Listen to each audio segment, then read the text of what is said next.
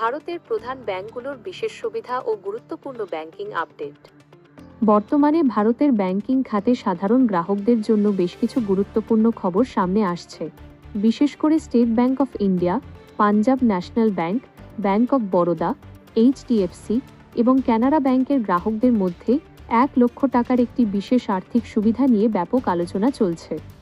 বিভিন্ন মাধ্যমে দাবি করা হচ্ছে যে 2026 সালের জানুয়ারি মাস থেকে এই ব্যাংকগুলোর অ্যাকাউন্টধারীরা সরাসরি 1 লক্ষ টাকা পর্যন্ত সুবিধা পেতে পারেন।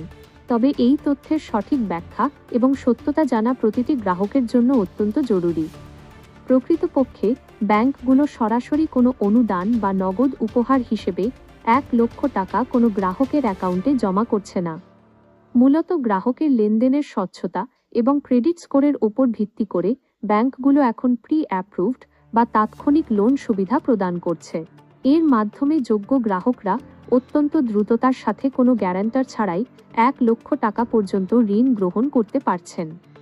এছাড়া যারা সরকারি প্রকল্পের অধীনে জনধন অ্যাকাউন্ট ব্যবহার করেন তাদের জন্য নির্দিষ্ট কিছু ক্ষেত্রে দুর্ঘটনা বীমা কভারেজ 1 লক্ষ টাকা থেকে বাড়িয়ে 2 লক্ষ টাকা পর্যন্ত করা হয়েছে। এটি কেবল কোনো অনাকাঙ্ক্ষিত দুর্ঘটনার ক্ষেত্রেই নমিনি বা পরিবারকে প্রদান করা হয়, যা সাধারণ নগদ প্রাপ্তি নয়। আজ 26শে জানুয়ারি প্রজাতন্ত্র দিবস উপলক্ষে দেশজুড়ে ব্যাংক শাখাগুলো বন্ধ রয়েছে। ছুটির এই খবরের পাশাপাশি গ্রাহকদের জন্য সতর্কবার্তা হলো যে আগামীকাল 27শে জানুয়ারি ব্যাংক ইউনিয়নগুলোর পক্ষ থেকে দেশব্যাপী ধর্মঘটের ডাক দেওয়া হয়েছে।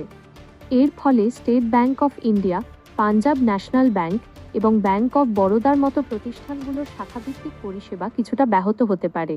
তবে এইচডিএফসি এবং কানাড়া ব্যাংকের মতো ব্যাংকগুলো তাদের ডিজিটাল পরিষেবা যেমন নেট ব্যাংকিং এবং ইউপিআই ব্যবস্থা সচল রাখার বিষয়ে নিশ্চয়তা দিয়েছে।